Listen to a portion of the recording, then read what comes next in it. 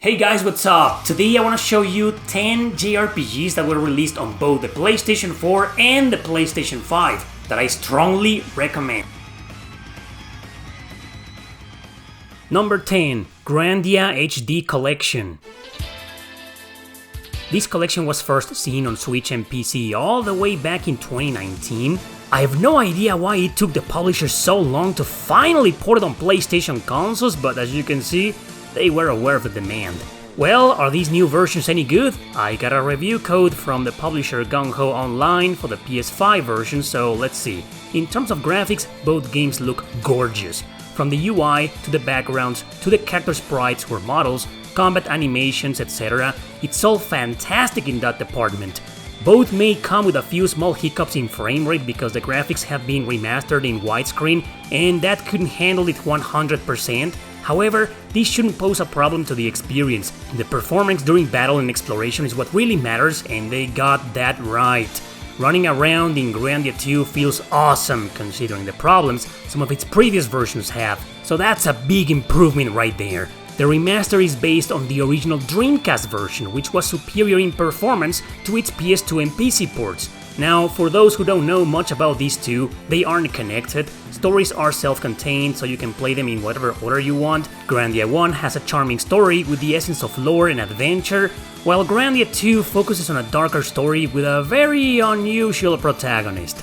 Turn-based RPGs, both of them, where you can use regular, critical, or special attacks to alter the turn order in battle, like to push back an enemy's turn for example, but remember, they can do the same to you. Anyway, these two are excellent games, and this newly released PlayStation 4 and 5 version is definitely one of the best versions of them to play.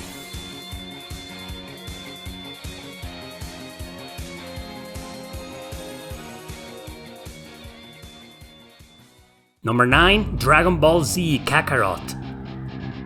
I've never talked about this game before. It's an open-world action RPG and basically a retelling of the classic Dragon Ball Z story. It goes from the Science Saga all the way to the Majin Buu and more. It was developed by Cyber Connect 2, creators of the .CAC series and the Fuga games. So, as an open world, you get to explore around or fly around, entering towns, talking to NPCs, getting into side quests of all kind, etc. A game of this nature has several mechanics and minigames as always. A fair warning, the game's massive. It did nail its open world features by giving the player tons of exploration and side content. Throughout the entire adventure, you'll be able to control several characters, while your allies will be controlled by the computer. Up to 2 can be chosen as supporting characters to fight alongside you. Combat in this game, while real-time, is kinda different. It's an action RPG, like I said, and the layout is like in a 3D fighting game, but it's technical and requires timing on guard and evasion, also dashing, or rather flying back and forth towards enemies to attack them with regular combos, ki blasts, or super attacks.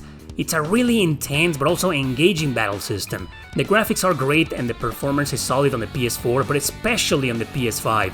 It's a pretty immersive game to say the least. It's honestly a bit of a dream come true, playing an actual modern role-playing game based on the Dragon Ball Z universe.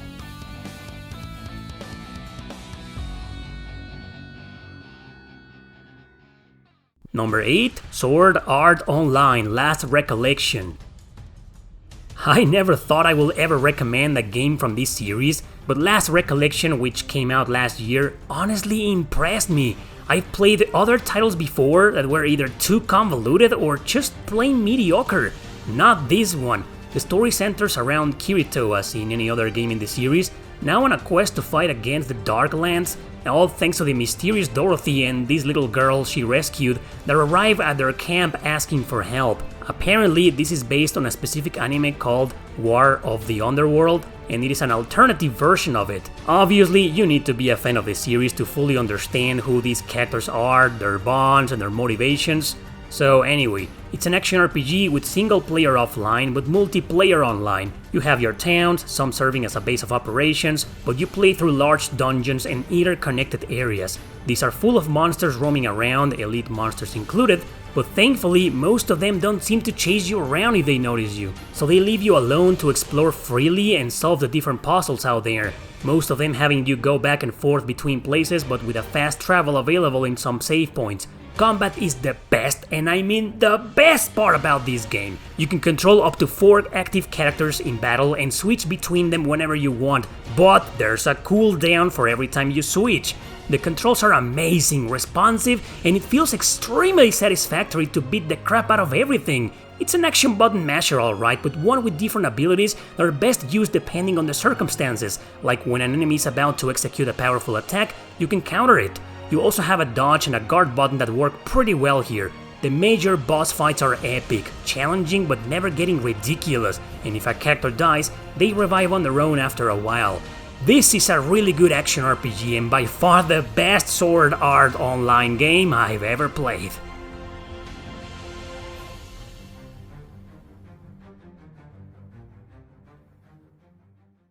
Number 7. Granblue Fantasy Relink.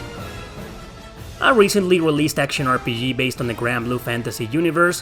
While it isn't a direct sequel to anything, the characters already know each other and act as a follow-up to the events seen in the anime series and a mobile game that never came out of Japan.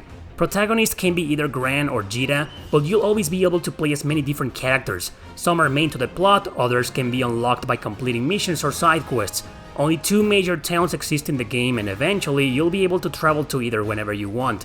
Both offer the same though, NPC interaction, a shop to trade items or unlock new allies, a blacksmith to upgrade your weapons or even create brand new ones with materials, chests, small side quests, and a general counter on both where you can take on optional quests, usually fighting a powerful boss or defeating hordes of enemies. Combat is incredibly good, up to 4 characters can join in, but once you've chosen your main for X mission, you won't be able to change.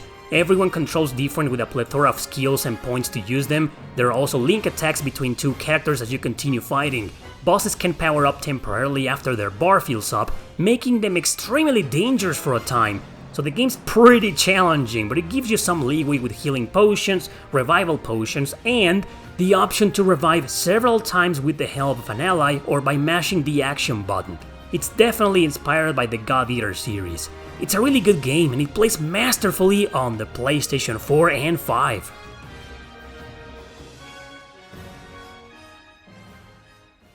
Number 6. Redemption Reapers. Yeah, I've covered this game to death, so I'll be very quick. It's a grid-based strategy RPG with a dark fantasy universe and a few tragic characters. Sarah is part of a group of elites known as the Ashen Brigade that fights these monsters for survival. You've got your base of operations in this menu to use up extra experience, equip items, forge new weapons, repair them or upgrade them, and use a regular shop. Missions include clever layouts in long form. Every now and then you'll have a different objective other than kill all enemies. Weapons break here, but you can equip several of them and select one for every attack. Enemies counter-attack, and you level up with random stats increasing, so yeah, of course it reminds you a bit of Fire Emblem since one of the veterans of the series worked on this game. Anyway, besides the joint attacks if allies are nearby, which are awesome, the rest I can say is that it's a pretty challenging mofo, but one extremely worth playing.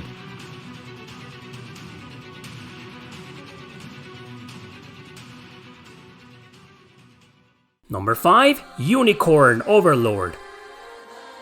This is an epic strategy RPG from Vanillaware. It follows the story of Alain in a revolution to fight off the oppressive new empire that took his mother's life. So you'll go around recruiting allies, some joining you automatically, others recruited by completing their quests. You do have an overworld with several small towns around, some of them can be liberated by fighting some small battles, and you can also leave a guard if you want to.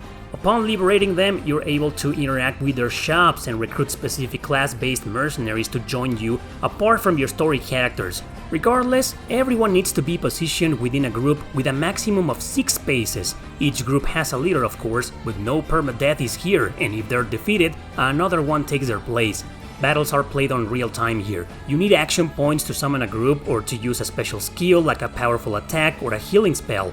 You'll always start with a few of these points so you can summon some groups first. You select the direction you want them to go and they'll move on their own.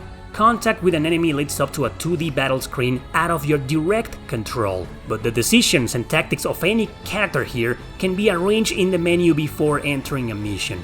The goal is to kill the enemy commander and also capture enemy bases as you go along. It's an excellent game. You know what? I've made full video reviews of some of these games in this list in case you want to check them out in detail.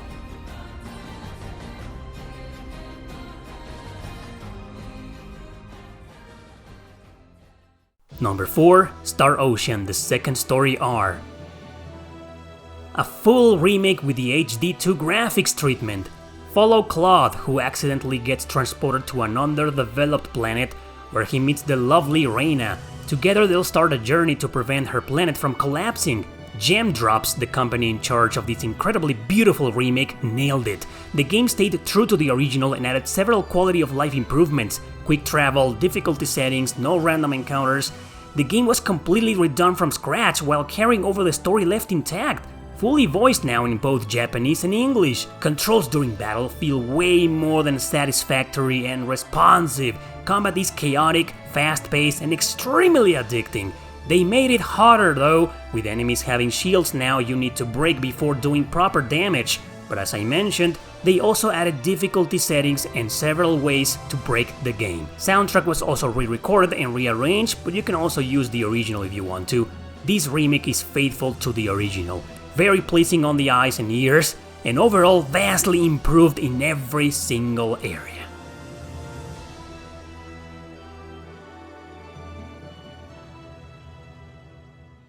Number 3. Judgement and Lost Judgment.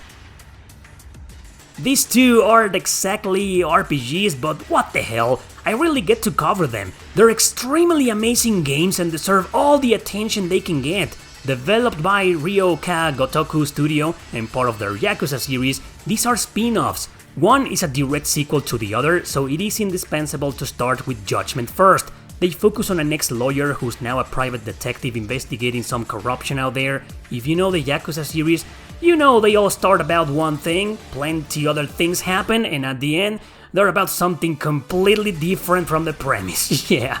Killer narrative in both games, man, very mature and adult-oriented. However, you only play as Detective Yagami here in a beat-em-up style of combat. Sometimes you'll have an ally or two controlled by the computer. Yagami has 3 styles to attack his enemies, making the combat a bit technical. You can also interact with the environment like in most Yakuza games. Controls are good, especially in the sequel, but it will still take you a bit of time to get used to the fighting. Yagami doesn't level up, his fighting styles do instead, and you also receive points to spend improving your combat abilities. Other gameplay mechanics involve chasing after suspects or enemies in general, with quick time events during every chase. Other missions will revolve around stalking suspects, walking carefully behind them and hiding to avoid being spotted. These were my favorite parts of the games. And there's more, like performing investigations based on a point-and-click mechanic with dialogue choices in between segments. Of course, you've got the town interaction and you're usually free to roam around wherever within the confines of the city. Several NPCs are there to interact with, shops to buy food or healing items, side quests, minigames, etc. Like a very small open world actually, so maybe these are actually role-playing games after all? Anyway, graphics, music, Japanese English dub are top notch as well. The music with some excellent tracks. You know what? RPGs or not, you just have to play them, man. They're stupidly good, creative, and very addicting to play.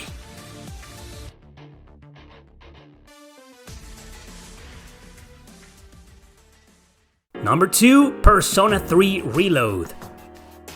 I was already expecting this remake to be phenomenal. It sure surpassed my expectations a bit though, because I thought it would disappoint me in a few areas, but it didn't. It's a full remake of both the original and the FES version, although the sequel included in the latter, known as The Answer, will be a DLC later this year.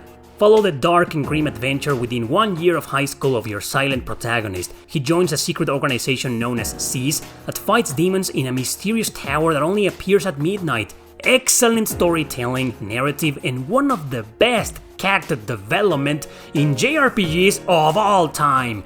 The graphics, characters, and the overall visual design was remade in the style of Persona 5. The UI, however, I feel it looks better and more appealing. Everything is easy to navigate through, and the game loads really fast, especially on the PS5.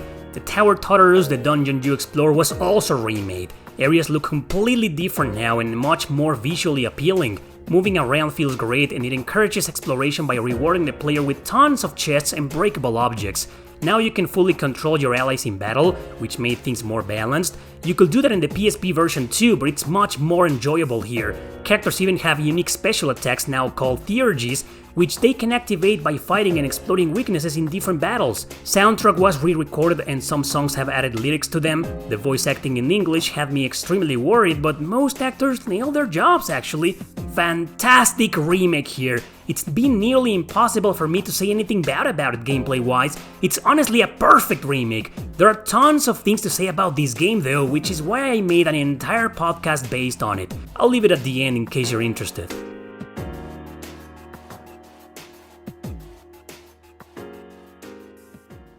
Number 1. Trails of Cold Steel 3 and 4. Most of you know this game, but maybe most of you didn't notice that these two episodes were recently released together in a bundle for the PlayStation 5.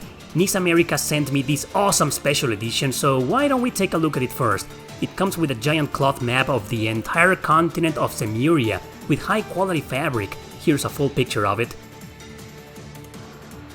Also included are these shiny character cards, more like wallpapers of a few important characters in the game. Here's a picture of them all together.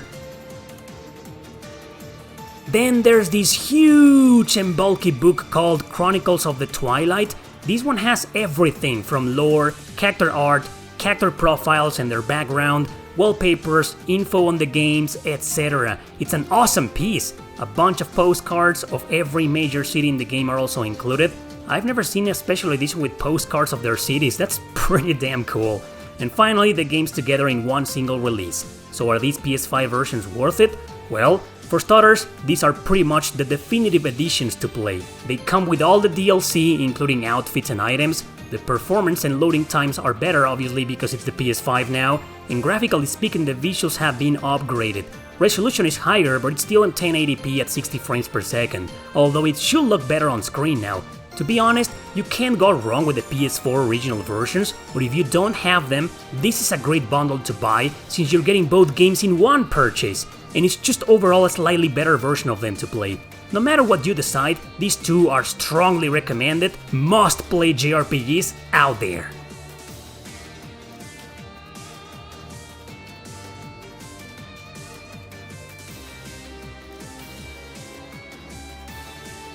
I just wanted to quickly mention that Ys 8 is also available on PS5 nowadays, but that's all. My one and only honorable mention. Thanks for watching, don't forget to subscribe and share this video with your friends. See you next time!